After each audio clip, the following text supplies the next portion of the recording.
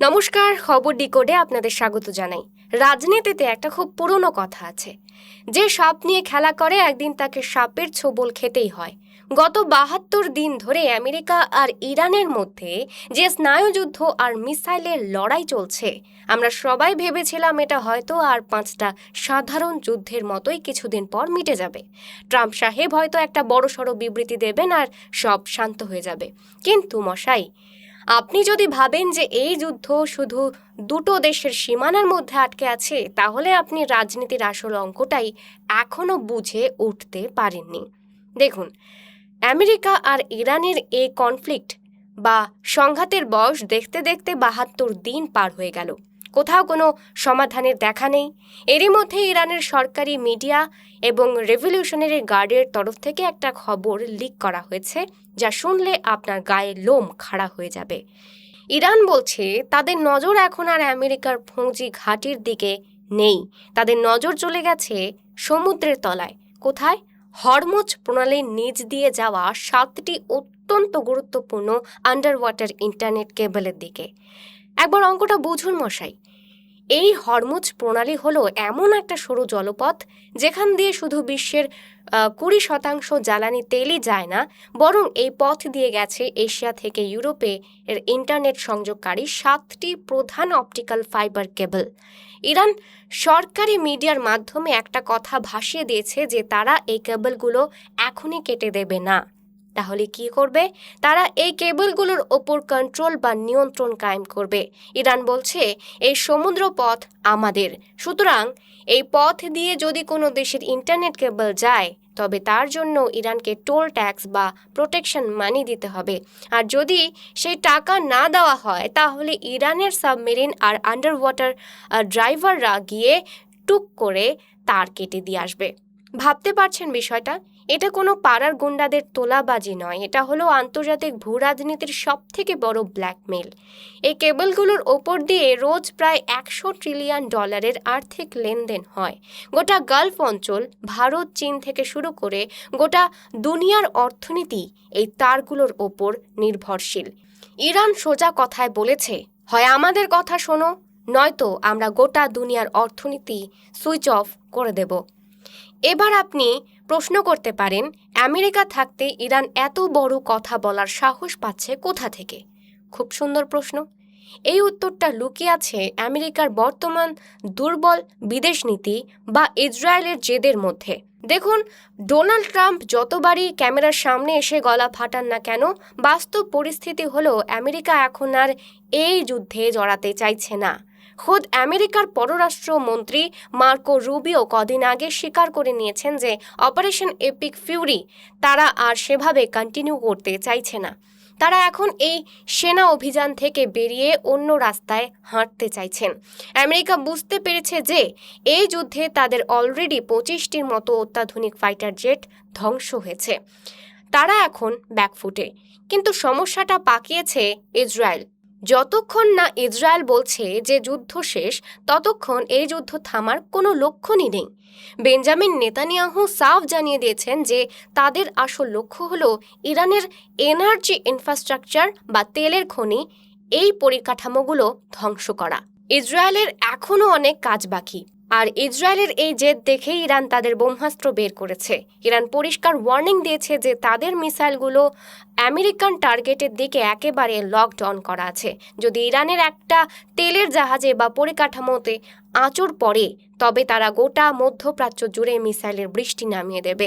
আজকের দিনে দাঁড়িয়ে ইরান অত্যন্ত কনফিডেন্ট ফিল করছে। তারা দেখছে যে আমেরিকা পিছিয়ে যাচ্ছে, ট্রাম্প প্রশাসন আর এই লম্বা যুদ্ধ টানতে পারছে না। সুতরাং এটাই সময় আমেরিকার ওপর নিজেদের শর্তগুলো চাপিয়ে দেওয়ার। রাজনীতিতে যারা দূরদর্শী হন, তারা আজকের মেঘ দেখে কালকের বৃষ্টির পূর্বাভাস দিতে পারেন। আজ থেকে ঠিক 16 বছর আগে আমেরিকার অন্যতম সেরা ভূরাজনৈতিক চিন্তাবিদ স্কট হটন ঠিক এই কথাটাই বলেছিলেন। হটন আমেরিকার এই যুদ্ধ খেলার নীতির কড়া সমালোচক ছিলেন। তিনি তার বই এবং লেকচারে বারবার বলেছিলেন যে প্রতি 5-6 বছর অন্তর আমেরিকা যেভাবে একটা করে নতুন যুদ্ধ শুরু করে, সেটা আমেরিকার নিজের জন্য আত্মঘাতী। তিনি 16 বছর আগে একটা কনফারেন্সে দাঁড়িয়ে বলেছিলেন, ইরানের সাথে যুদ্ধ করা মানে শুধু ইরাক বা আফগানিস্তানের মতো হাজার হাজার মার্কিন সেনার মৃত্যু নয়। এর সবথেকে বড় বিপদ হলো ইরানের সেই ক্ষমতা আছে যার মাধ্যমে তারা পারস্য উপসাগরের দরজা অর্থাৎ হরমুজ প্রণালী সম্পূর্ণ বন্ধ করে দিতে পারে। স্কট হর্টন সেই ১৬ বছর আগেই সমাধান করেছিলেন যে যদি হরমুজ প্রণালী বন্ধ হয়ে যায় তবে বিশ্ববাজারে তেলের দাম কোথায় গিয়ে পৌঁছাবে আর গ্লোবাল ট্রেড কিভাবে ধ্বংস হবে তা আমেরিকা কল্পনাও করতে পারছে না। আজ দেখুন, ইন্টারনেট কেবল, তেলের রুট, ন্যাচারাল গ্যাসের রুট সব আজ ইরানের ওই ছোট্ট প্রণালীর ঘেরাটোপে আটকে আছে। হটন এটাও বলেছিলেন যে ভারতকে ট্যারিফ বা শুল্কের ভয় দেখিয়ে আমেরিকার যে ধমক দেওয়ার নীতি সেটাও একটা চরম বোকামি। এর ফলে ভারত আমেরিকার সম্পর্ক তলানিতে গিয়ে ঠেকবে। আজ ট্রাম্পের নীতির ফলে আমেরিকার ওপর থেকে যে বিশ্বাসযোগ্যতা হারিয়ে গেছে তা পুনরুদ্ধার করতে আমেরিকার অন্তত 10 থেকে 15 বছর সময় লাগবে। স্কট হটন ছিলেন একজন আদ্যোপান্ত ভিশনারি মানুষ যার কথা আমেরিকা শোনেনি, আর আজ তার এই চরম মূল্য গোটা বিশ্বকে চোকাতে হচ্ছে। এখন অনেকেরই মনে একটা প্রশ্ন ঘুরপাক খাচ্ছে, আরে ভাই, তার কেটে দিলে কি হবে? এখন তো স্যাটেলাইট বা ইন্টারনেটের যুগ। ইলন মাস্কের স্টারলিংক আছে, মহাকাশ থেকে সরাসরি ইন্টারনেট পেয়ে যাব। মশাই একটু দাঁড়ান, সস্তা নেশা করে জিওপলিটিক্স বোঝা যায় না।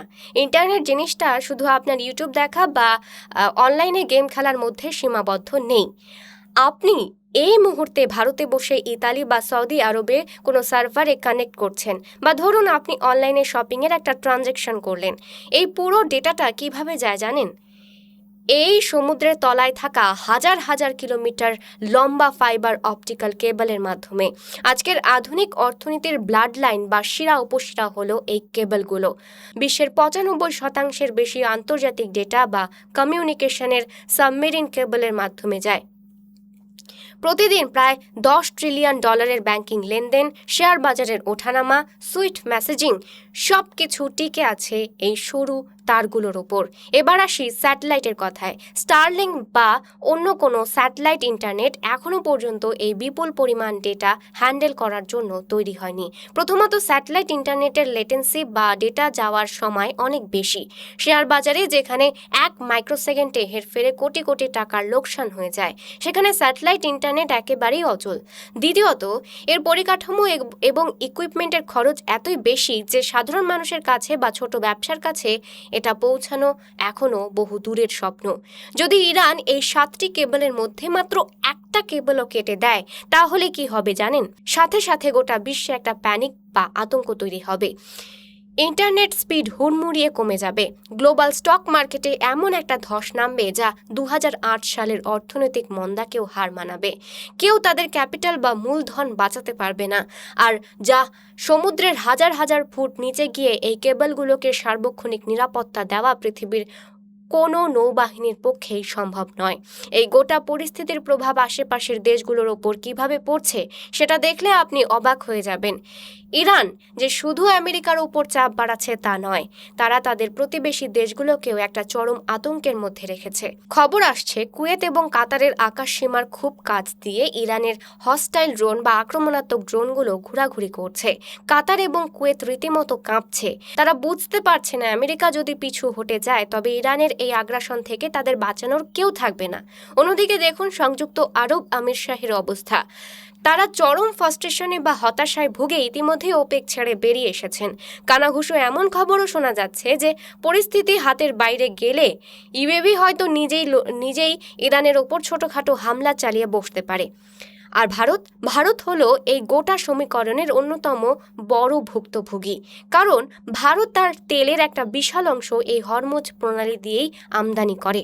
আর ভারতের বিশাল আইটি সেক্টর যা পুরো বিশ্বের ব্যাক অফিস হিসেবে কাজ করে তা ওই সমুদ্রের তলার ইন্টারনেট কেবলগুলোর ওপরই বেঁচে আছে। কেবল কাটা পড়লে ভারতের আইটি শিল্প এবং অর্থনীতিতে একটা বড় ধাক্কা লাগবে। তাহলে মশাই, দিন শেষে অঙ্কটা কি দাঁড়াচ্ছে? 70 দিনের বেশি সময় পার হয়ে গেছে, কিন্তু তেহরান যে আমেরিকার ভয়ে গুটিয়ে যাবে বা ভেঙে পড়বে এমন কোনো লক্ষণই নেই। উল্টে আমেরিকা তাদের 25টা অত্যাধুনিক ফাইটার জেট খুইয়ে এখন পিছু হটার রাস্তা খুঁজছে। এই যে $10 ট্রিলিয়ন পাইপলাইন আর ইন্টারনেট কেবলের ইস্যুটা, এটাই হতে চলেছে এই যুদ্ধের সবথেকে বড় ইম্প্যাক্ট পয়েন্ট বা টার্নিং পয়েন্ট। ট্র্যাজেডিটা কোথায় জানেন? ট্র্যাজেডিটা এটা নয় যে দুটো দেশ নিজেই ইগোর লড়াইয়ে একে অপরের দিকে মিসাইল ছুটছে। সবথেকে বড় ট্র্যাজেডি হলো এই বিশ্বায়নের যুগে দাঁড়িয়ে মানুষের জীবনযাত্রা, অর্থনীতি আর ভবিষ্যৎ এই সমুদ্রের তলায় পড়ে থাকা কয়েকটা তারের ওপর নির্ভর করছে। আর একটা খামখেয়ালি নির্দেশের কারণে যে কোনো দিন এই তারগুলো কাটা পড়তে পারে। গোটা বিশ্বকে এখন একত্রিত হয়ে ইরানকে এই বার্তা দিতেই হবে যে সমুদ্রের ওই তারগুলো শুধু আমেরিকার নয়, ওগুলো গোটা বিশ্বের। ওখানে হাত দেওয়ার অর্থ হলো গোটা দুনিয়ার সাথে যুদ্ধ করা। কিন্তু সেই বার্তা দেওয়ার মতো সৎসাহস বা নেতৃত্ব আজকের বিশ্ব নেতাদের কাছে আছে কি না, সেটাই এখন সবথেকে বড় প্রশ্ন। আজকের পর্ব এখানেই শেষ করছি। এই আন্ডার ওয়াটার কেবল বা ইরানের ব্ল্যাকমেল নিয়ে আপনাদের কি মতামত? আপনাদের কি মনে হয় আমেরিকা শেষ পর্যন্ত ইরানের সব শর্ত মেনে নিতে বাধ্য হবে? অবশ্যই কমেন্ট করে জানাবেন। আন্তর্জাতিক ভূরাজনীতির এমন সব জটিল অঙ্কগুলো নিয়ে আবার আসবো আমি, তাই খবর ডিকোডকে সাবস্ক্রাইব করতে ভুলবেন না। ততক্ষণ পর্যন্ত ভালো থাকবেন, সুস্থ থাকবেন। ধন্যবাদ।